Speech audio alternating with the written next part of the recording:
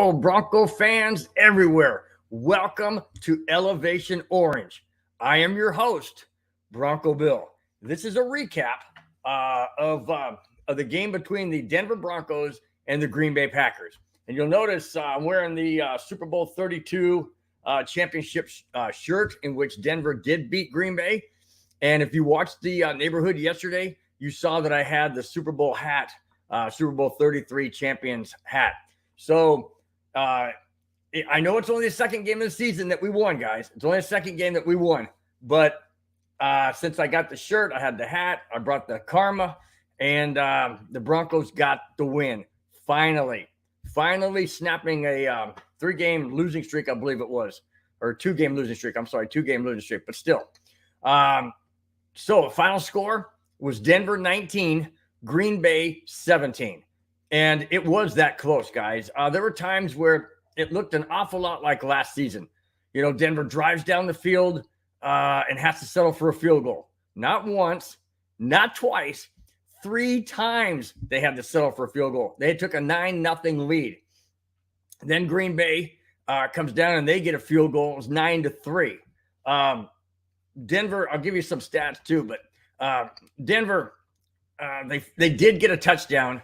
They made it 16. They were led 16-10. And at one point, it looked an awful lot like Denver was going to blow this game.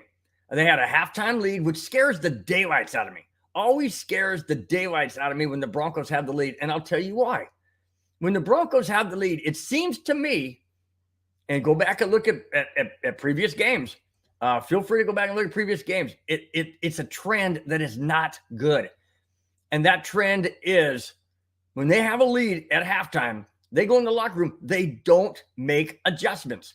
Now, I'm not saying make drastic adjustments, but have a game plan in for when the other team, no matter who it is, it could be Green Bay, it could be Washington, it could be anybody. But it's happened every time the Broncos have had a halftime lead.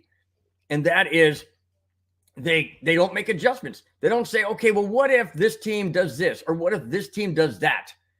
They don't make the adjustments. So then they're caught flat-footed. And they have to try and adjust on the fly, and it doesn't work. It doesn't work. And Denver has blown, up until yesterday, Denver had blown 10 consecutive halftime leads into losses. 10 consecutive halftime leads into losses. Now, I'm not saying that they had 10 consecutive leads at halftime in 10 consecutive games. That's not what I'm saying. What I'm saying is every time the Broncos have had a lead at halftime, the last 10 times prior to yesterday, they have lost. They lost Washington when they had a lead. And you can go back and look. And they even asked Sean Payton, your Denver Broncos have lost 10 straight. And he corrected, said, no, that's not me. That's the team. Don't put that on me, man. Don't put that on me. Sean Payton had only gone 3 times. 3 times consecutive, not consecutive, but three times of having the lead at halftime and blown it. 3 times until yesterday. And the reason why they didn't lose it yesterday, because Green Bay was marching down the field. At the time, the score was 19-17, the final score. And Green Bay's marching down the field. It's inside 2 minutes.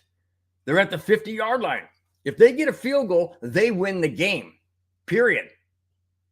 What happens? Jordan Love goes back to pass. He had a guy cutting across the middle for a first down. Didn't look at him. Looked at a deep pass down around the 20-yard line, and here comes P.J. Locke. P.J. Locke, you're saying, what's he doing in the game? Well, P.J. Locke came into the game because Jackson got kicked out of the game again because of a controversial helmet to helmet. It wasn't helmet to helmet.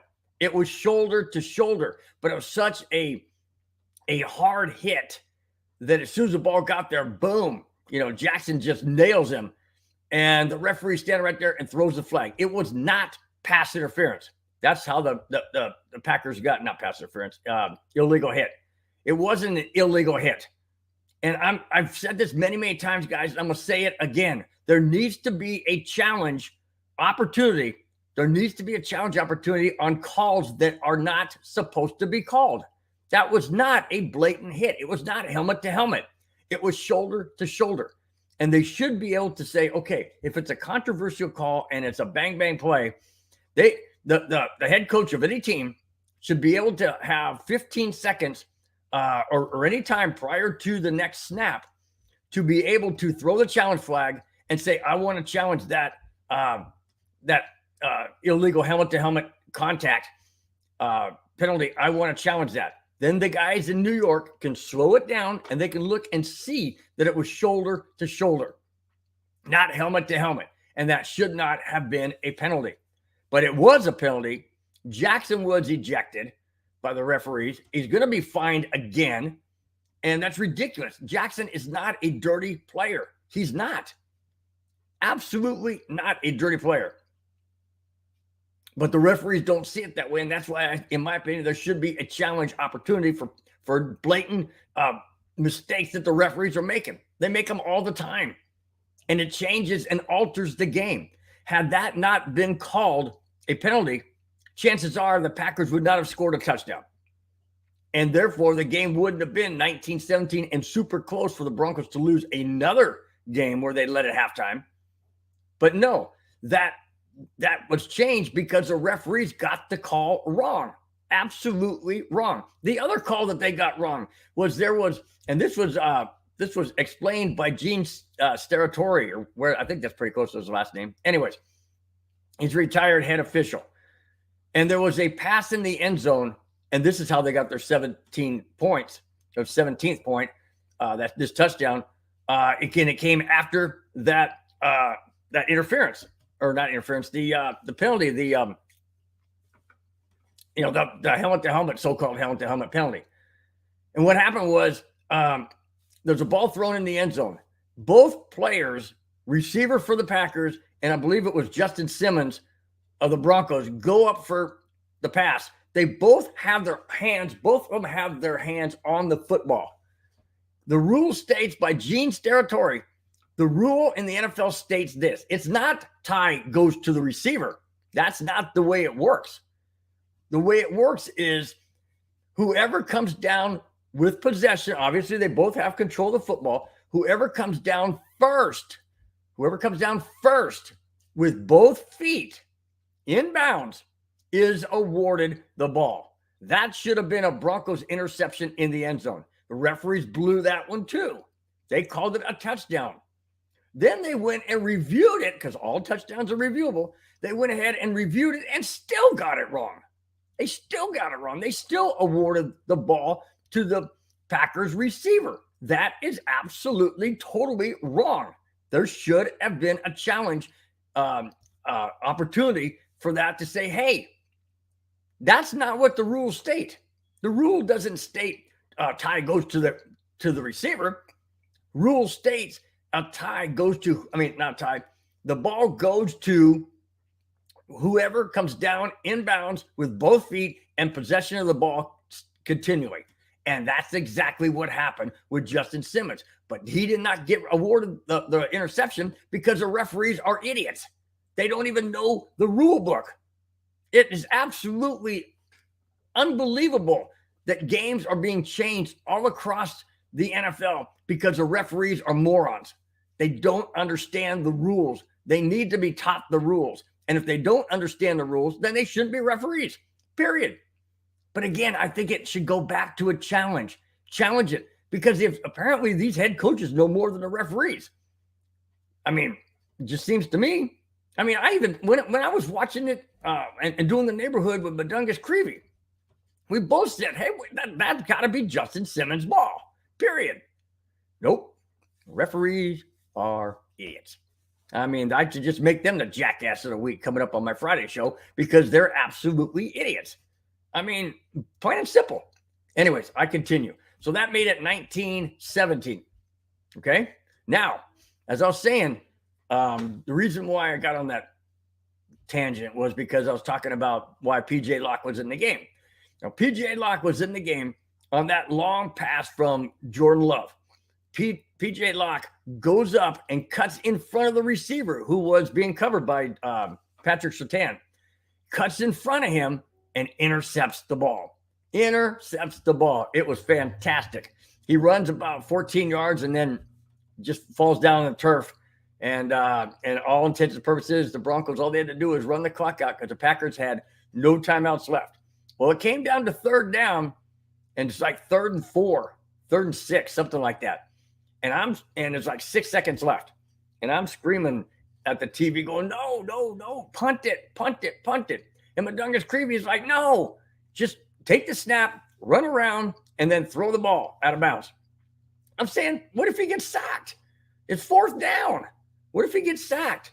Well, there's only 6 seconds left. So if he got sacked and the clock stops for time of possession or change of possession, then Green Bay could have had a chance to kick the winning field goal. I'm freaking out, going, no, punt the stupid ball. Nope, that's not what they did. Russell Wilson takes a snap. He's in shotgun. He goes back about 3 or 4 yards and then starts running to his right and then heaves a ball as far down as he can, as far down the field as he can, out of bounds. And when the ball lands out of bounds, time had run out. Denver won the game 19-17. Wow, that game was absolutely nerve-wracking to me because it reminded me so much of last year, last couple games where we got the ball, we're in the red zone, we got penalties. It wasn't a clean game. Absolutely was not a clean game. There were holding penalties. There were pass interference penalties. There was not delay a game. There was false starts, offsides. Just it wasn't a clean game. But a win is a win. I don't care if it was 1 point or 101 points. A win is a win.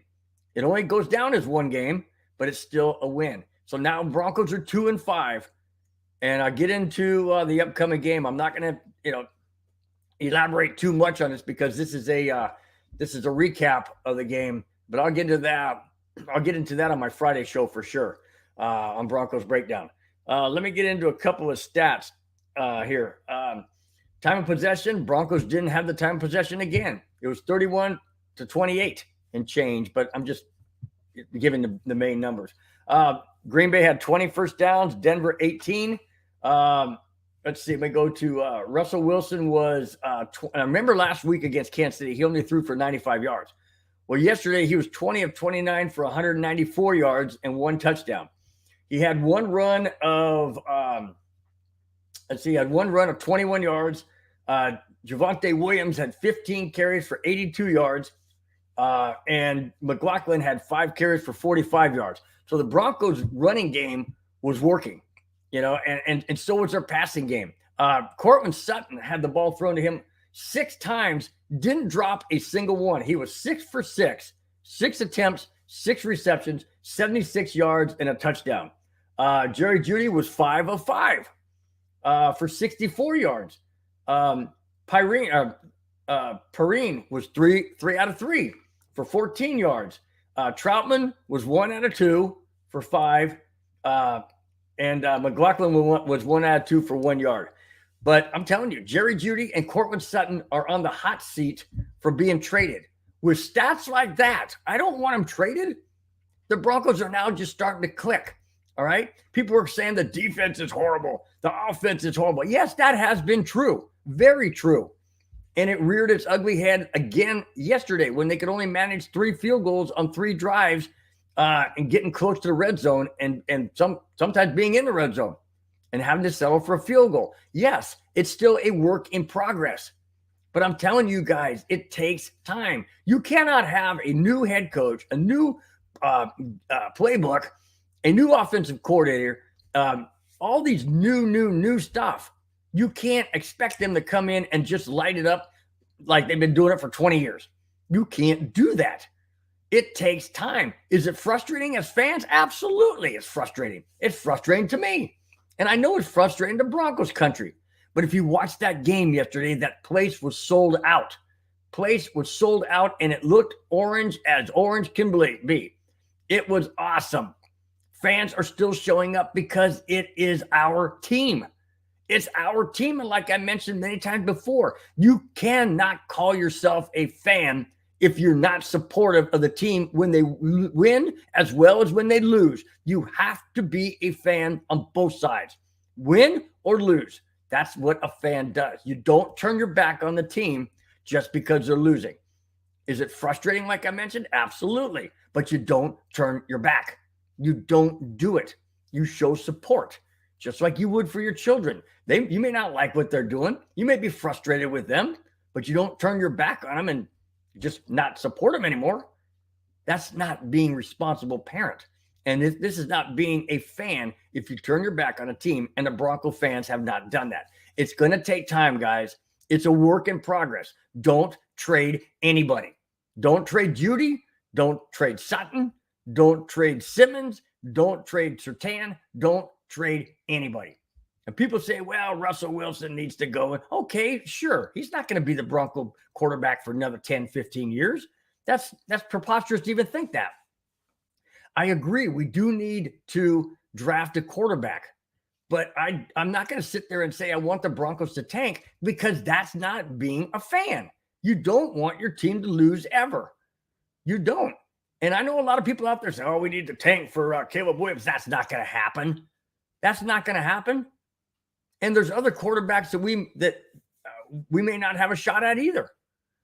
It's just not a smart move to say, well, I'm going to throw in the towel on the team and then, but let's just hope for the best that we get the quarterback we want. That's not going to happen.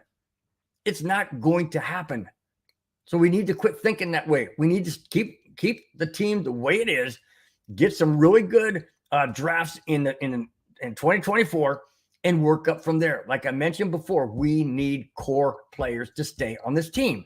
Those core players on offense are Jerry Jeudy, Courtland Sutton, and Javonte Williams, McLaughlin.